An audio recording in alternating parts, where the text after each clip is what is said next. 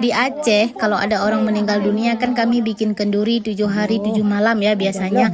Dan menu-menu yang disediakan di hari kedua sampai hari ke-6 seperti ini. Tapi kalau udah hari ke-7 lain lagi ya, karena kalau hari ke-7 itu memang hari khusus kenduri ya.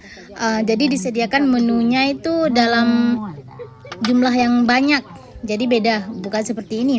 Ini untuk hari-hari biasa. Walaupun kelihatan simpel, tapi ini sangat enak ya. Ini sangat enak. Ada asam tumisan kol, sayur bening, sama ikan asin, ikan tongkol tumis. Masya Allah luar biasa.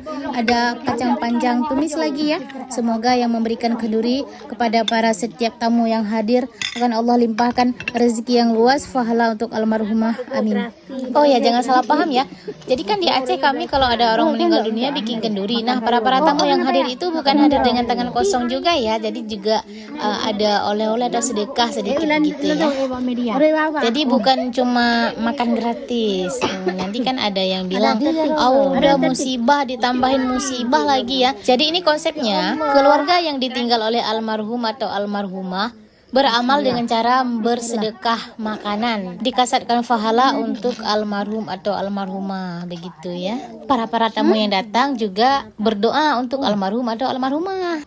Jadi dengan adanya acara persilaturahmi seperti ini, saudara-saudara jauh bisa kita kenal kembali. Bahkan sampai anak-anak cucu kita mungkin udah nggak kenal lagi saudara-saudaranya ya. Jadi dengan adanya seperti ini, semua saudara tuh hadir di rumah yang musibah ya. Mbak simpang rumah kedai dua nak kena anda lo